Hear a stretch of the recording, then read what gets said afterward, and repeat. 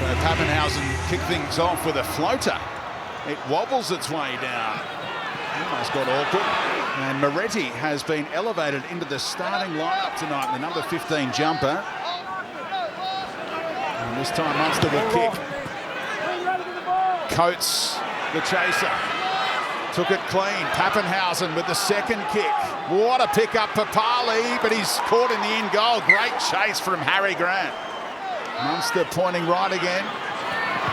Gets the kick away. Katoa times it perfectly. Beats Russell in the air, and there is the first try. He does it so often, doesn't he? This right edge back rower can hunt down the high ball. The Harvey Norman replay. Wasn't much doing in this set of 6. But a lovely kick on the end and a great chase by Katoa. Gets the first 4-pointer. Little tilt to the side and just, both uprights and out! Oh, Ziggy. Oh, he should get a prize for that. Moses and Hawkins. Papali chimes in. Russell for the Fox! He's done it again against Melbourne! They just cannot stop him, the old boy. Josh Addo-Carr, try number 151 now. Oh, he's excitable, the Fox, especially when he's scoring tries. Grant scheming. Munster trying to take defenders on his back. He carried them a good couple of metres. Gets to play the ball with the markers scattered.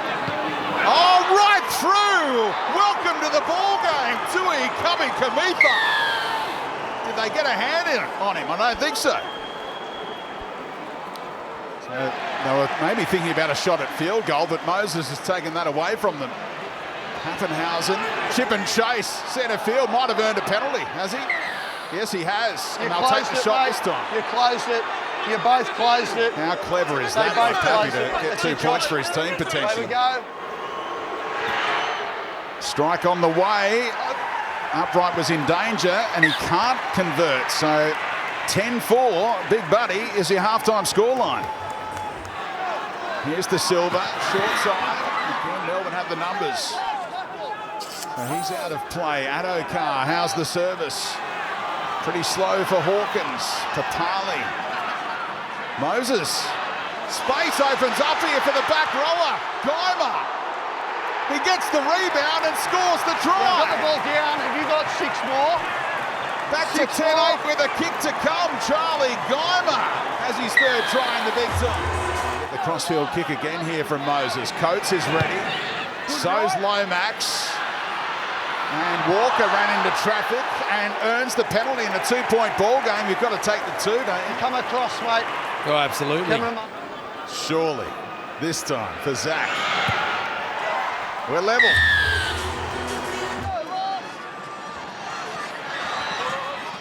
Oh, what a pick-up for Parley. Stunning hands to keep it in the field of play, but a penalty is blown.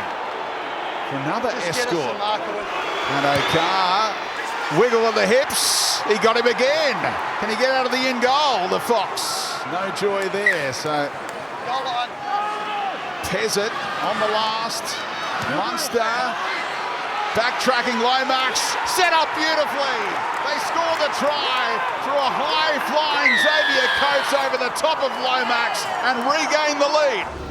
He pushes, he goes to the line, brings up the outside defence, which isolates Zach Lomax, Xavier Coates. He goes up and over. That's a big try. And a bit of a nothing kick. He's the one who chases.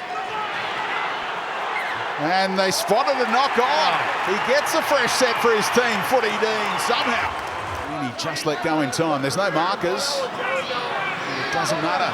Moses is going to take the game on here. And that pass borderline, given the all clear. Lomax can't get a kick away, can't get a pass away.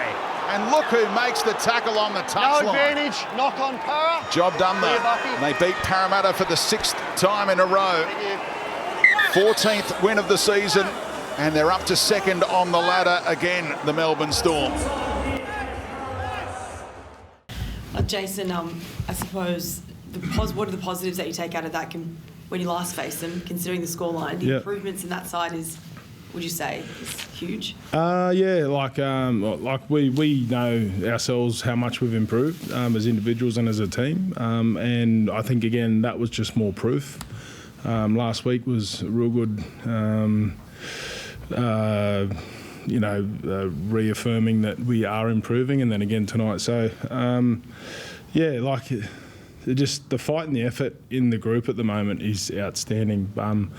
Not for a second are they happy that we've been beaten, and neither am I. But at the same time, like you said, the improvement that we've been showing week on week is there. So I think I honestly think we lost that game tonight. They didn't beat us, so that's probably a really good, really good thing for us going forward. But yeah, we just need to take our lessons and be hard on ourselves and move on.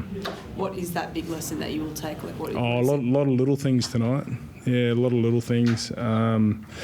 Errors. We went error, then they went try. They got 2 tries from kicks, and we self-inflicted a lot of things tonight. But at the same time, we need to learn from it, fix it, and move on. Is that the thing, Jason? Not just the conflicting emotions. So I imagine the last 10 minutes in that game, you're up in the box, you're pretty frustrated and almost angry at times. But then, how long after a game do you sort of sit there and go, no, actually, it's okay with where we're at, like given how far we've come? Yeah, sorry, go again. So I guess it's just is it conflicting emotions in your mind almost, because I guess your frustration, anger at losing a game, but then there's also the other half of you that's probably going we've come a long way. Still really disappointed. Every time we put the jersey on to go out and play, we want to win. That's first and foremost. But I don't know. Probably the way we lost. We had so many opportunities to put them away and we didn't take them, but that's footy and we'll move on. When you talk about that improvement from round one, it's a 40-point improvement defensively, but what is it? Is it belief? Is it structure? Is it personnel? Can you put your finger on what the actual difference is? I think it's a bit of all of it. I think it's personnel. I think it's understanding of what we want to do as individuals and obviously as a team as well. So it's a number of things, but it's that's all the players. It's all they're out there doing the job. And there was a lot of change at the start of the year. There's a lot of change in the pre-season and the way we do things and the way they did things and that type of thing. And it just takes time. So someone just said to me then, they've been doing that for 20 years. We've been doing it for 20 weeks. So we just need to keep building. Which I know you've been in and out with injuries, but have you noticed that over the past, 5 months or so?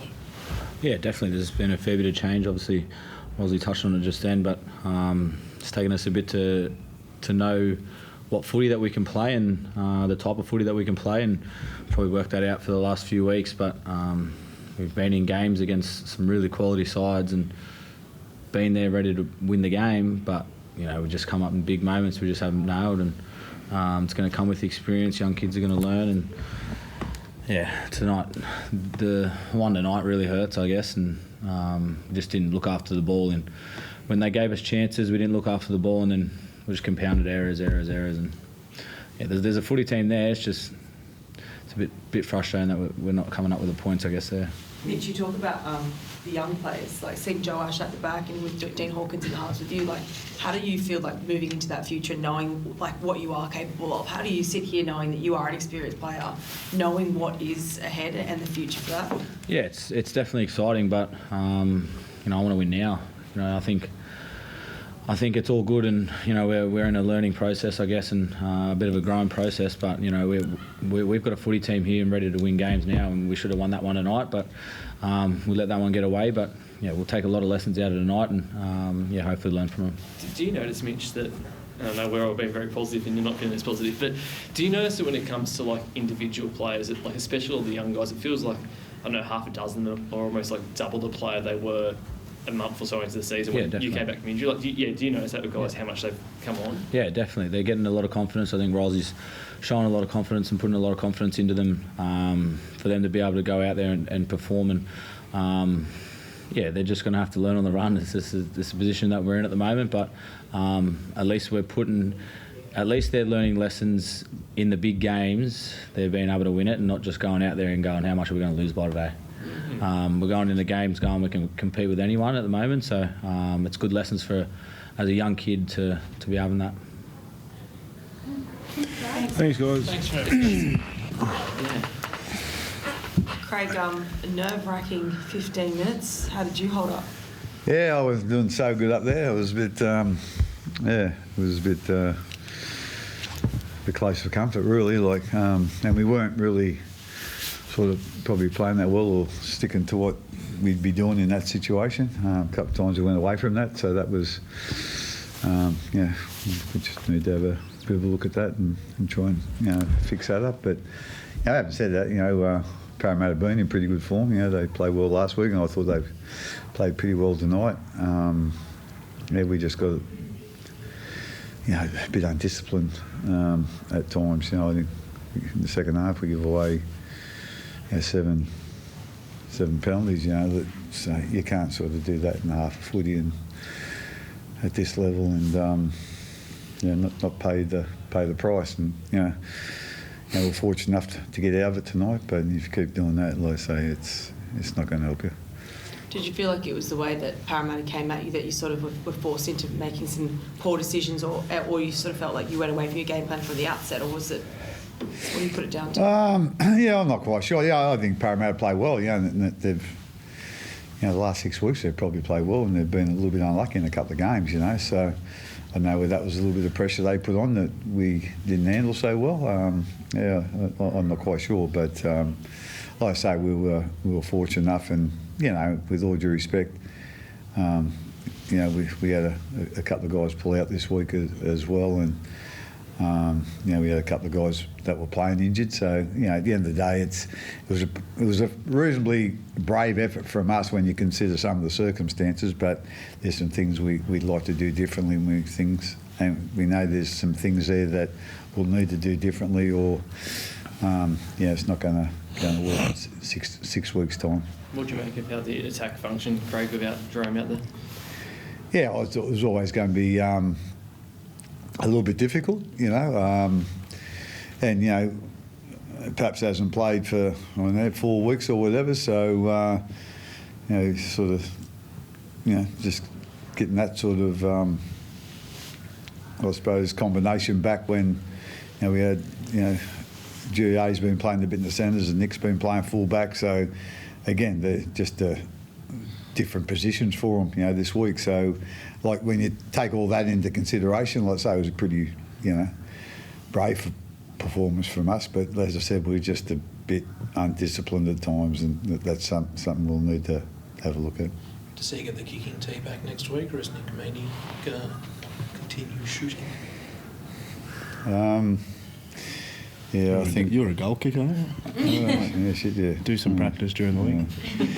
Want to be 10 metres out in front for me to kick them, but I think we'll go back to Nick next week, to be quite honest. But anyway, we'll have a chat about it and go from there. What did you make of Stefano? Like, his first stint was very strong, but he had that carriage before the Xavier coach. I think he knocked over 4 guys, got the quick play of the ball, and really put you on the front foot for that set. He's really come a long way in the last 2 or 3 weeks. I think early in the year he was still sort of getting used to what we see as important, and what we expected from him, and what the players around him, what we wanted from them as well. And he's a great kid though. He works really hard. You don't sort of notice him too much. He's fairly quiet, but like I say, he's just starting to really pick up, what we see as important and what we really need from him. And probably his last 3 weeks has been outstanding. And I'd probably play his longest minutes tonight as well. So we're really happy with the way he's coming along. Xavier Coates, you called you one of your best buys before in games times gone by, but I think when that kick went up and he scored, Munster was like, I told you so, I told you that was happening. Is that always just like when you see that kick go up, are you fairly confident too when you see Coates, just because of the way he can stand up and deliver like that, like the way the skill level of what he can do? Again, like tonight we've had him score that try, and we had El score a try. How many times he's done that this year, and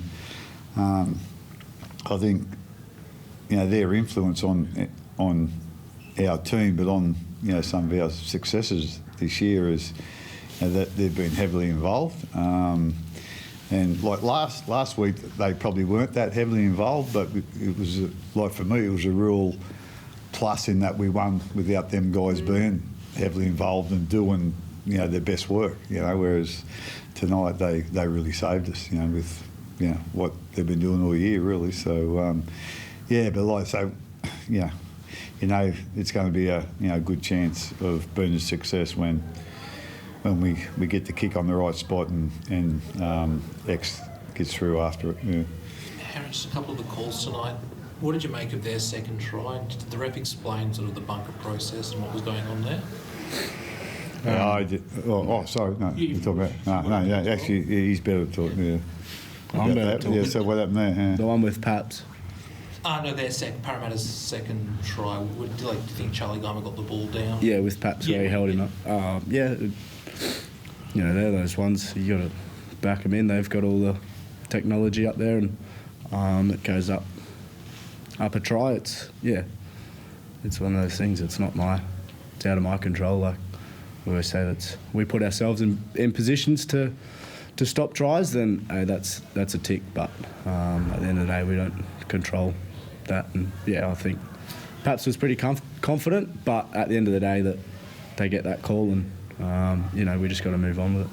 What about the late penalty? I know they've changed the rules with the hooker passing into guys in the ruck, but how tough is it when there are guys sort of on their knees in the ruck and you have to sort of reach around to get it past them?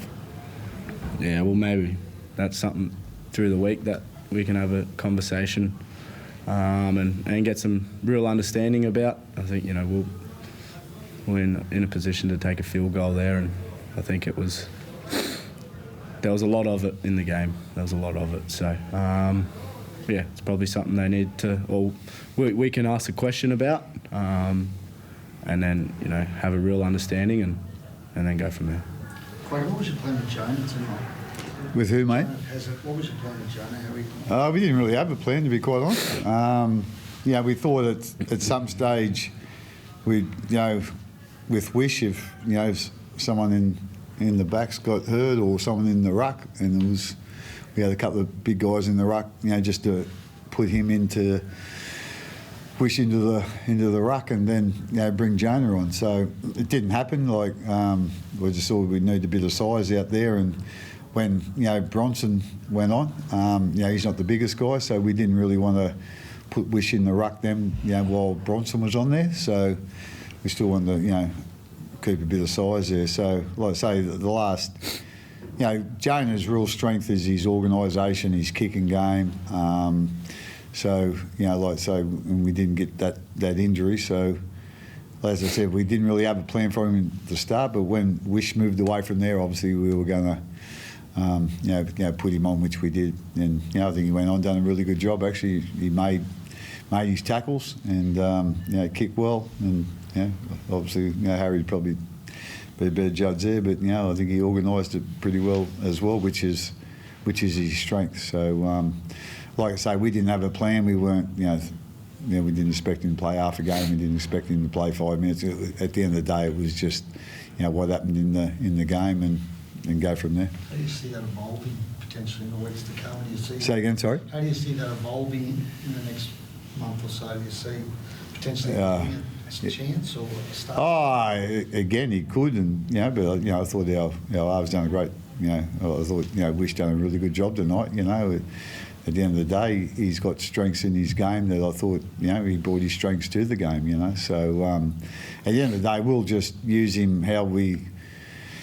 How we see fit and what we think's best for the team. That there might be without saying it's going to happen for sure. That he might be in our 17, for a week or two. Who knows? It's again, we had a few guys out tonight, and when some of them come back, we're just going to pick who we think's the best 17 to play this weekend against whatever opposition. So. Like I say, that there was no real plan from him, but because Wish, it was his first time playing halfback for a while, we just wanted to put him on the bench and just give some backup there. I should have asked you about the penalty that was given against Harry. Did you sort of rolled your head back when Marty asked Harry about it. Did you have a view on it? Or? Yeah, I've got a view on it, but you probably don't want to hear it. So. I'd love to hear it. Yeah, I know you want. Yeah. Thanks, guys. We'll call them. Yeah, thank you.